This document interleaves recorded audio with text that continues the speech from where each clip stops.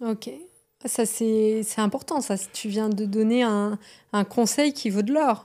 Il me semble, oui. Oui, vraiment. Parce que parfois, c'est vrai que dans l'immobilier, enfin, j'entends autour de moi, les gens parfois ne savent pas très bien est-ce qu'ils achètent grand, petit, est-ce que je retape pour essayer de vendre plus cher, est-ce que je mets un locataire, est-ce que j'achète déjà avec un locataire. Voilà, il y a plusieurs stratégies et parfois on se rend compte que les personnes sont un petit peu perdues en ne sachant pas quelle est la meilleure stratégie. La meilleure stratégie, c'est celle qu'on adopte suivant l'endroit où on habite.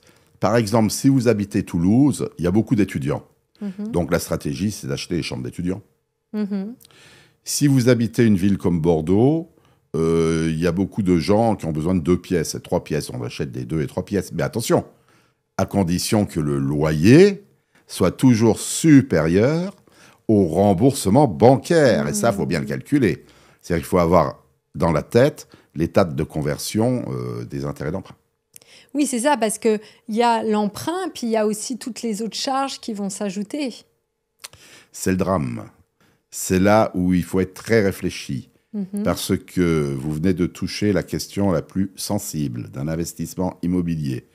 Ce sont les petites dépenses qu'on ne voit pas et qu'on ne fait pas attention. mhm, Mais on les voit à partir du 15 octobre, et là, ça fait mal. mhm. Quelles sont ces petites dépenses? Un ravalement qui n'était pas Ouais. prévu, Mhm, une cage d'escalier, une toiture à refaire. Eh ben, c'est pas le locataire qui va la payer. Là, mhm. c'est le propriétaire. Euh, Deuxième état, que je peux faire un état également, vous avez des taxes foncières à payer. Si vous avez un immeuble entier, des taxes de balayage devant votre immeuble à payer, des taxes de sortie des poubelles, etc. Et ça, et l'assurance, par exemple, et la gestion, par exemple. Mhm. Et ça, on ne fait pas attention à ça parce qu'on dit, oh, c'est petit, c'est 20 euros à droite, 30 euros à gauche. Mais oui, mais 20 plus 30, ça fait 50, plus 20, ça fait 70. Et là, vous passez sous la barre. Donc, il faut vraiment être précautionneux. Il faut être précautionneux. Et pour être précautionneux, il n'y a qu'une seule technique, Mhm, à mon sens, envisageable, c'est d'être au courant de toutes les techniques de cash flow. Le mhm, cash flow, c'est la manière de produire de l'argent rapidement mhm. pour le mettre sur votre compte en banque, pour vous épauler en cas de problème et piocher dans ce petit trésor de guerre. Ça, c'est un très bon conseil.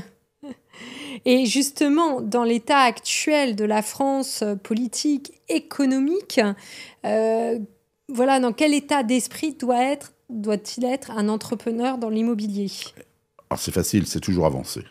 Mhm, C'est pas très compliqué. Quand on investit, on est là pour faire du patrimoine. L'immobilier augmente, il baisse un peu, mais c'est pas grave. En règle générale, l'immobilier augmente tout le temps. La preuve, mhm, depuis en 1900, 1000 euros mhm. ont été multipliés par 10 000. Ça ferait 10 millions d'euros aujourd'hui. Donc vous C'est voyez, énorme. l'immobilier augmente tout le temps, tout le Ouais. temps, tout le temps, tout le Donc, temps, quoi c'est qu'il la valeur arrive. la plus sûre.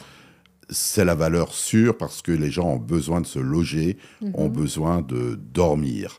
Et ma foi, il n'y a pas d'autre solution, c'est la toile de tente ou c'est l'appartement. Exactement. Donc, vraiment, investissez dans l'immobilier. Je le conseille. Oui. Et tous ceux qui m'ont suivi, vraiment, au bout de 10 ans, sont tous devenus millionnaires aujourd'hui. Quand je dis tous, c'est tous sans problème Bon, bah, on va particulier. discuter, Gilles, Et après voilà. l'interview. Tu vas me donner plein de bons conseils en off. Et du coup, avec tes 30 ans d'expérience, donc là, tu nous as donné plein d'excellents conseils, mais est-ce que tu as vraiment si tu devais donner qu'un seul conseil pour réussir dans l'immobilier, quel serait-il? Probité. Il faut être Mhm. clair dans sa tête. Il faut être honnête également. C'est vraiment le conseil de base. Mhm. Un seul conseil, dont j'en ai donné qu'un. Ok, parfait. Je ne savais pas si tu allais étayer, mais tu as tout à fait raison, c'est ça. Donc l'honnêteté, savoir ce qu'on veut clairement, où on va. Absolument. Mais si vous voulez d'autres conseils, je peux vous en donner. Et je peux même vous donner ce qu'il ne faut pas faire. Ah, je veux bien. Alors, en conseil, il faut, de la motivation, de la détermination, de la volonté, de la ténacité, il ne faut jamais abandonner, hein, de la tactique, de la technique, de la discipline, de la précision, de la diplomatie également, de la résilience et beaucoup d'autres choses qui sont en fait des qualités, comme la ponctualité, la pertinence, l'ordre, par exemple. Mais ce qu'il ne faut pas faire, il faut de l'énergie, de la témérité, également de la coordination, de la structure, de l'équilibre. Mais alors, ce qu'il ne faut pas faire, par contre, c'est avoir des périodes d'anxiété, avoir des périodes où on baisse des bras, d'impuissance. Il faut tout de suite se remettre en question, de l'impatience, se sentir avec une certaine dose de culpabilité, de la frustration, le manque de concentration également. Tout ça, il faut vraiment en prendre conscience et le zapper. Dès que la personne a un genre de sentiment de vide, il faut tout de suite se remettre en question, se dire comment ça se fait. Ok, je suis là, action, pour réussir, je ne suis pas là pour reculer. Donc en fait, il faut vraiment avoir un mental de sportif, de Un grand mindset sportif. de sportif, sportif intellectuel et sportif pour de bon. Parce que je peux vous dire que moi, j'ai visité plus de 8000 immeubles et plus de, sans doute, 20 000 appartements au total. On n'achète pas à tous les coups, on achète une fois sur 10, vous voyez, une fois sur 20 quelquefois. Je monte tous les étages à pied, je redescends à pied. On fait du sport tous les jours. Également, c'est ça aussi, ça en fait partie. C'est bien. Et avant d'arriver, par exemple, à un rendez-vous, s'il était programmé à 17h, moi, à 16h15, j'étais déjà sur place.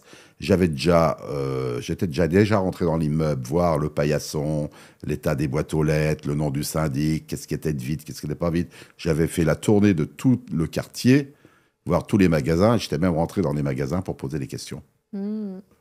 Est-ce que vous ne savez pas? Alors, ce qui est sympa, c'est qu'en faisant comme ça, souvent, vous trouvez un deuxième appartement à vendre.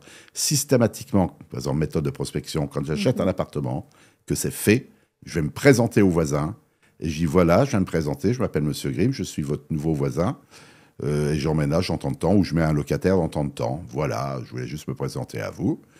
Et là, gentiment, je lui dis, mais vous n'êtes pas vendeur de votre appartement? Eh oui. Appartement mitoyen, on peut l'agrandir. Ça peut faire un super coup.